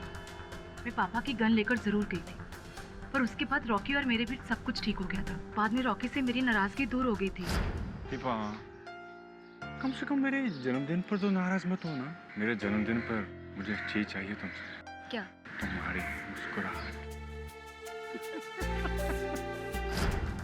रॉकी ने मुझे केक शॉप से कैंडल लाने के लिए भेजा था, क्योंकि केक ऑलरेडी घर पे पड़ा था और मैं कैंडल्स लेने के लिए गई थी, और वहाँ से सीधा बर्थडे पार्टी पर बर्थडे पार्टी पे मैंने देखा कि रॉकी बहुत लड़कियों से इंटीमेट हो रहा था।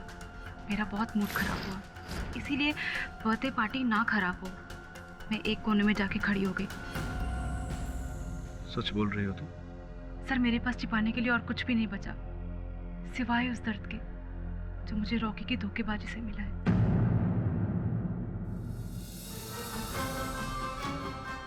सुनैना। जी सर। ये शाम 6 बजे के बाद रॉकी के मोबाइल फोन और उसके लैंडलाइन से कितने फोन किए गए थे? सर, बताती हूँ। सर, रॉकी के मोबाइल से तो कोई आउटगोइंग कॉल्स नहीं थे, लेकिन 3 इनकमिंग कॉल्स हैं, और लैंडलाइन नंबर से एक आउटगोइंग कॉल है सर।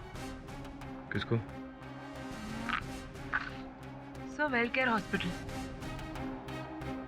वेलकेयर हॉस्पिटल को तो एम्बुलेंस के लिए फोन किया था। कितने बजे कॉल किया? सर, 7:45 बजे किया गया है। 7:45 बजे? जी सर। अच्छा,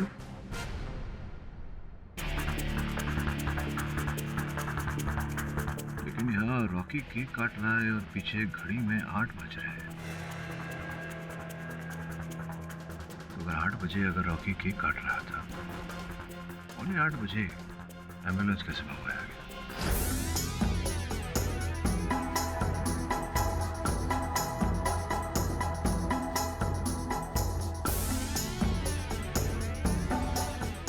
हाँ गेट बॉस, अपुन ने इधर हॉस्पिटल में सबसे पूछा, लेकिन कोई बताने को तैयार ही नहीं है। आप टेंशन मत लो गेट बॉस, अपुन है ना, अपुन करता है, दूसरा कोई हल निकालता है। योर ऑनर, रॉकी के बंगले के लैंडलाइन से एक फोन किया गया था वेलनेस अस्पताल में एम्बुलेंस के लिए। ये फोन 7:45 पर किया गया था योर ऑनर। अब आपकी अनुमति हो तो मैं ये वीडियो एक बार फिर से चलाना चाहूंगा योर ऑनर। आज्ञा। योर ऑनर, इस चित्र में पीछे जो घड़ी लगी हुई है उसमें 8 बजे है योर ऑनर।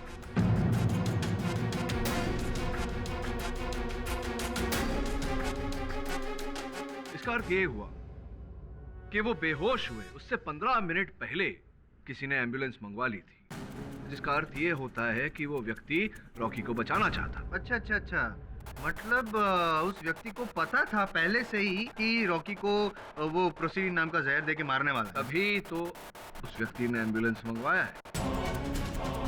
वाह, क्या लॉजिक है सर आपका, यू आर सिंपली ग्रेट। लेकिन इनका लॉजिक मुझे समझ में नहीं आया।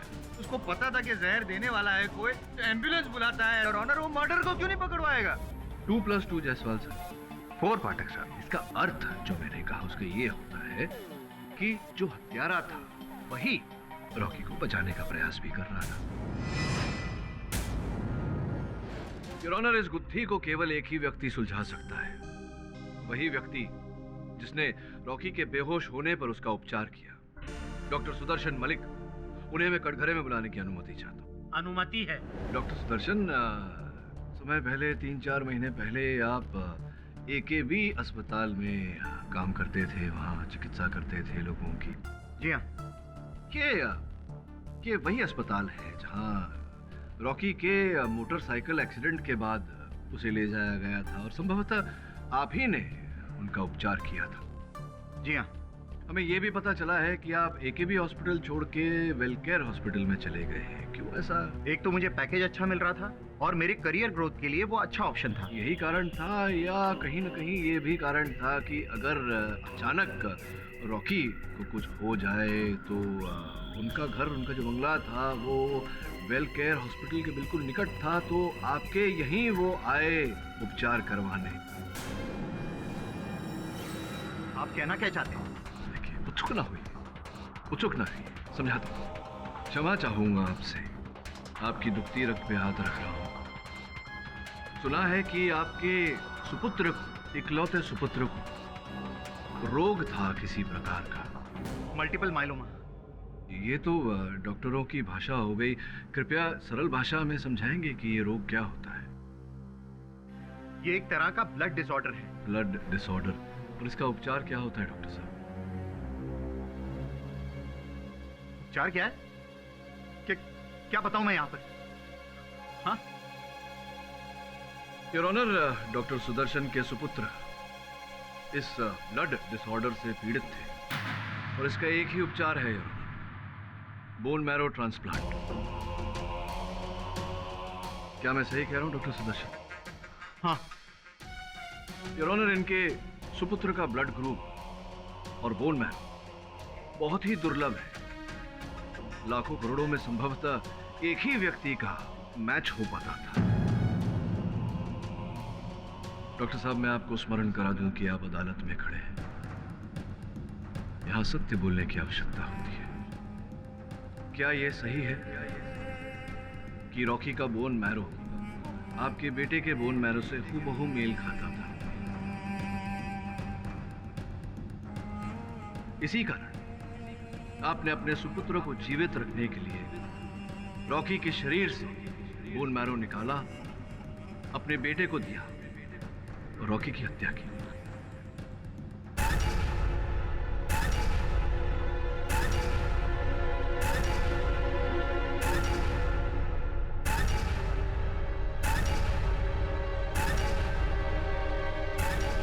आज से कुछ 3 महीने पहले रॉकी का एक बाइक एक्सीडेंट हुआ था और गंभीर हालत में उसे मेरे पास लाया गया था।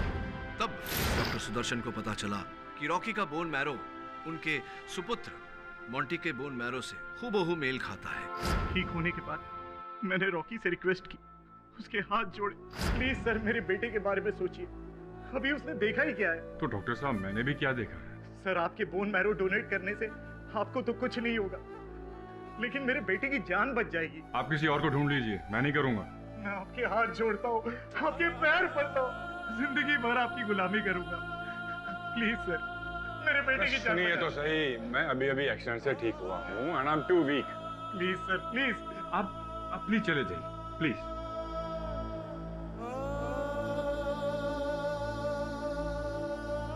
मेरे बेटे को बोन मैरो की सख्त जरूरत थी और सिर्फ वही एक डोनर था, उसी के बोन मैरो से मेरे बच्चे की जान बच सकती थी।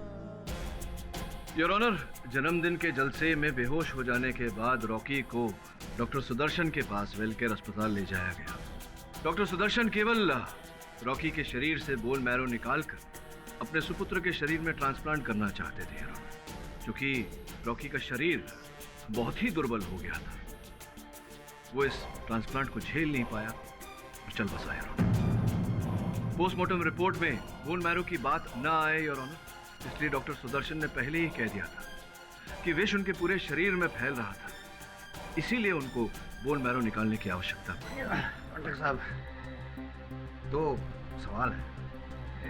इनको कैसे पता चला कि रॉकी बेहोश हो जाएगा, एम्बुलेंस बुलाई जाएगी, जबकि ये तो पार्टी में थे नहीं? और सबसे इम्पोर्टेंट बात, वो जो प्रोसीडिंग रॉकी के शरीर में से मिला तो उनकी पहुंच में था भी नहीं, तो फिर ये कैसे उनके पास पहुंचा? एक बात आपकी सही है, एक बात गलत। हाँ, प्रोसीडन विष इनके पास था नहीं, लेकिन ये जानते थे कि रॉकी बेहोश होने वाला है। ये भी सत्य है जायसवाल साहब कि ये षड्यंत्र में अकेले नहीं थे। षड्यंत्र में डॉक्टर सुदर्शन की एक भागीदार है। इस केस की सबसे अहम कड़ी है जिन्हें मैं कटघरे में बुलाने की अनुमति चाहता हूं, मंजरी।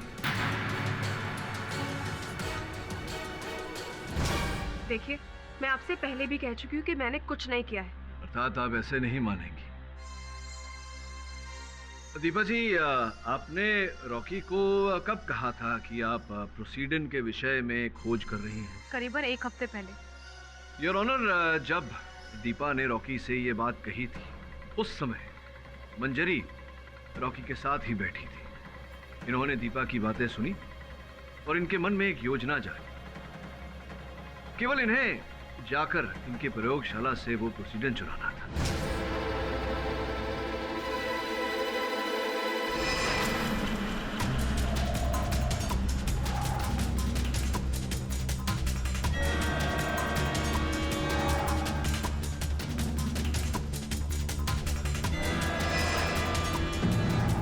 प्रोसीडन विष हाथ में आते ही इन्होंने वो विष डॉक्टर सुदर्शन को दिया।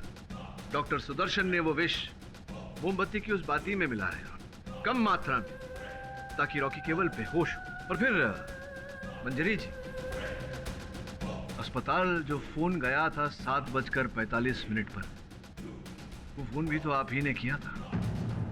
Hello, well care hospital. Ambulance चाहिए, पता बताइए। Happy birthday Rocky.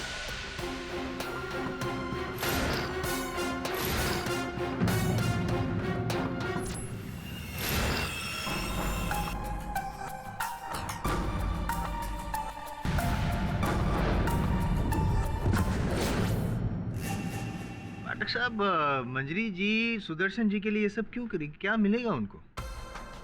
Your honour, मंजरी जी ने ये सब सुदर्शन जी के लिए नहीं किया। मंजरी जी ने ये सब अपने सुपुत्र मोंटी की जान बचाने के लिए किया है। सुदर्शन जी की पत्नी और मोंटी की मां मंजरी है।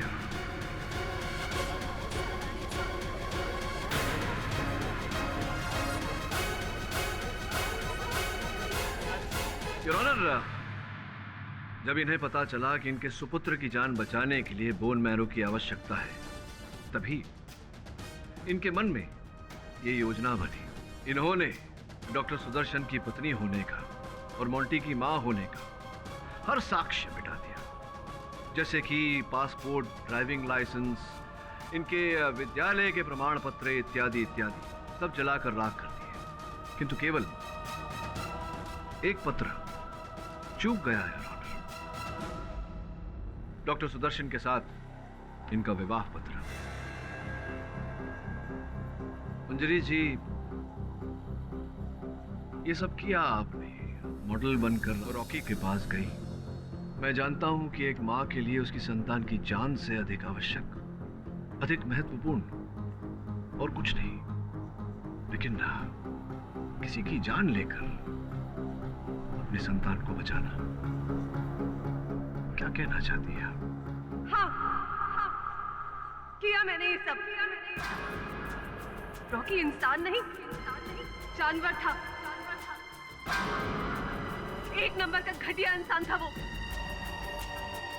बस लोगों को यूज करना आता था उसे, और कुछ नहीं आता था। एक औरत की सबसे बड़ी अमानत होती है उसकी इज्जत। और मैंने क्या किया? अपने बेटे की जान बचाने के लिए उसे दांव पर लगा दिया। मैं किसी भी हाल में अपने बेटे की जान बचाना चाहती थी, इसीलिए मैं रॉकी के पास गई और उससे प्यार का झूठा नाटक किया। सुदर्शन ने मुझे कहा था कि मैं रॉकी के आसपास रहूं ताकि कभी ना कभी मुझे मौका मिल जाए, और प्लान के मुताबिक मुझे मौका मिला भी। अगर दीपा बेहोश नहीं होती तो अब क्या करती? कुछ भी करती, लेकिन जहर जरूर चुराती। मेरे बेटे की जिंदगी का सवाल था। जज साहब, हमारे लिए हमारे मोंटी की जान बचाना सबसे जरूरी था। आप अदालत हमें जो भी सजा दे हमें मंजूर है। हमारा बेटा तो बच गया ना। योर ऑनर, डिफेंस ये प्रमाणित कर चुका है कि दीपा ने ये हत्या नहीं की। डिफेंस ये भी प्रमाणित कर चुका है कि मंजरी ने अपने पति डॉक्टर सुदर्शन के साथ मिलकर ये कांड किया। अपने दलील के अंत में डिफेंस एक और बात स्पष्ट करना चाहेगा योर ऑनर, कि डॉक्टर सुदर्शन और मंजरी का उद्देश्य कभी रॉकी को मारना नहीं था, केवल अपने सुपुत्र मोंटी को बचाना था योर ऑनर। हाँ, ये बात और है कि शारीरिक दुर्बलता के कारण रॉकी की मृत्यु हो गई। योर ऑनर, न्याय में कहा जाता है कि भले ही 100 दोषी छूट जाए, किसी निर्दोष को सजा नहीं होनी चाहिए। जिस सुपुत्र की जान इन्होंने बचाई है उसकी कोई भूल नहीं है योर ऑनर। बिना माता पिता के मैं चाहता हूं कि इन बातों को नजर में रखकर अदालत अपना निर्णय सुनाए। The defence rest your honour. ये अदालत रॉकी की हत्या के जुर्म में डॉक्टर सुदर्शन और मंजरी को गिरफ्तार कर उन पर केस चलाने का हुक्म देती है और मिस दीपा पंडित को बाइज्जत बरी करती है। The case is closed.